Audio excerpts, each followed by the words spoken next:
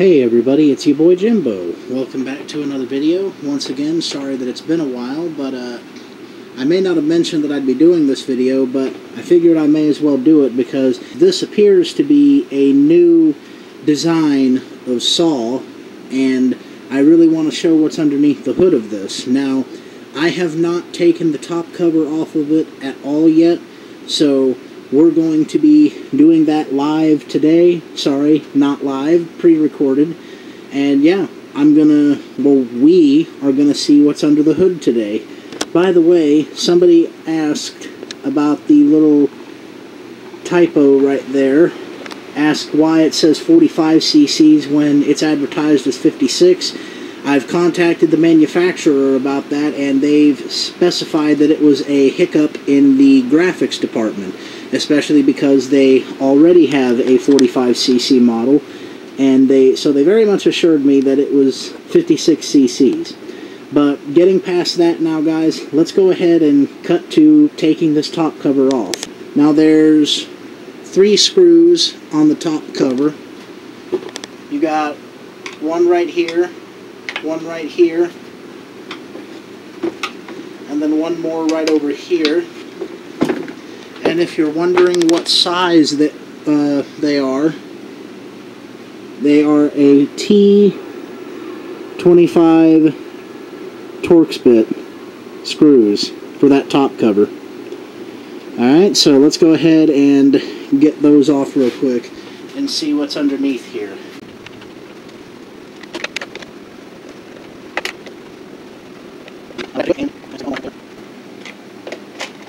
There we go. Wow. Now this looks very familiar. So right off the bat, we are greeted with an air filter. Up here is, of course, your spark plug. And down there is your choke lever. That's choked. That's open. And it has a high idle. Good to see that that's fairly secure. You got the wiring to your kill switch right there. Over here you've got your adjustment screws, and if you're wondering what they are, I can't quite pinpoint what that shape is, but in my experience, the Pac-Man screwdrivers seem to work best on just about any one of these carburetors that have this style of screw. And they usually do this to comply with the EPA, so they're likely doing what they can to comply with the EPA on this one, which is an interesting thing to see. Now, what's underneath this air filter? Because I want to see how that looks. Oh, wow.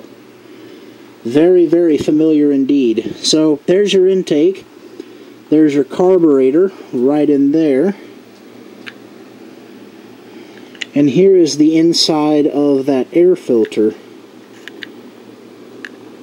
So far, it seems like the only potential weak point would be right around here, where the air filter meets the intake. But that's nothing that a little bit of automotive grease smeared around the edges can't fix. Just an easy fix. That's if it's an issue. I'll have to put this baby into some wood. Let me see if I can get that spark plug boot off, and we'll see what kind of plug it is. Alright, got this spark plug boot off, and thankfully it came off really easy. The spark plug, from the looks of it, appears to be a regular size spark plugs, and not one of these annoying little ones that go on saws like my 562XP. So finding a spark plug for this will be very easy, and if I'm seeing it right, this appears to be a Champion plug, or a really good clone of it.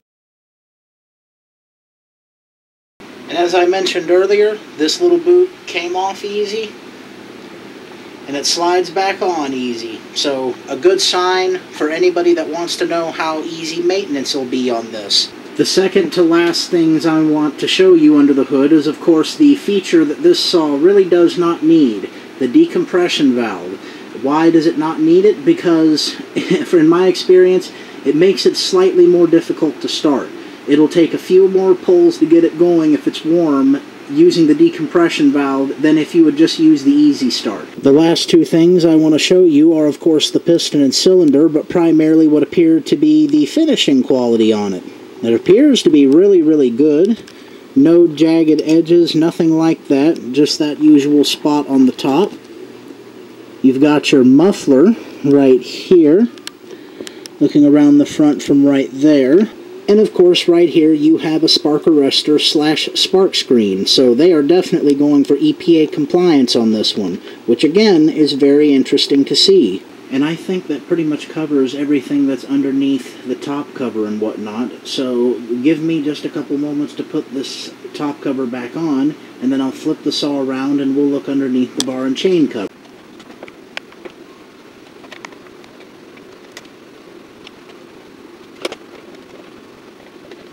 Alright guys, top cover's back on. Now we're going to go ahead and take off this bar and chain cover and see what we're dealing with underneath. Obviously, just like on a 455 Rancher, make sure your chain brake is disengaged.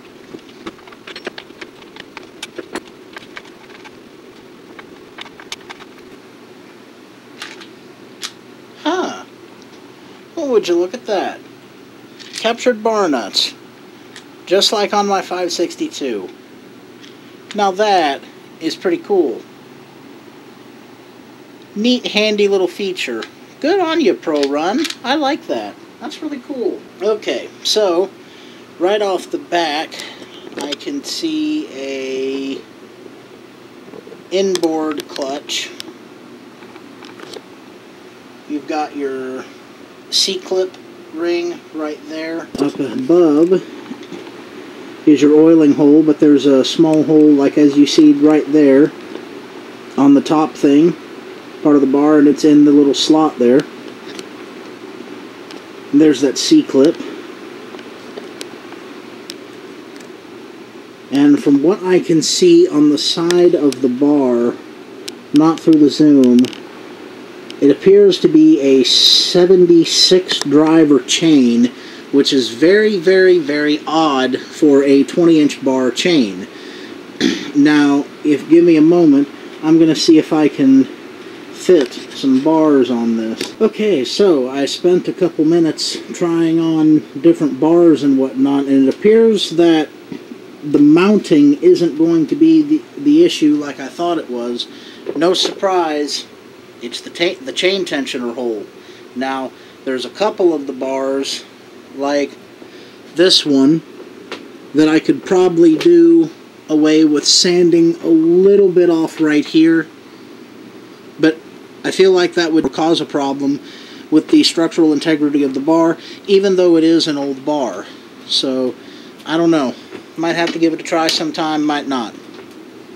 But yeah, I do find that to be very, very strange that they have a 76 driver chain on a 20-inch saw, when typically, as is the case on my 066 and of course my 562, both of them are 72 driver 20-inch chains. So again, just a very odd number of chain lengths for a 20-inch chain.